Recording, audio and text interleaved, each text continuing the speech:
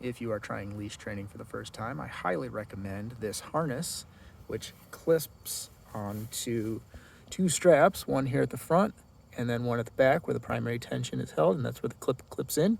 I know there are vests that go all the way around the cats, but those will oftentimes cause a cat to think of themselves as being hugged or snuggled, and they will fall over, as it does, it messes with their equilibrium to be touched on all sides if they're not used to it.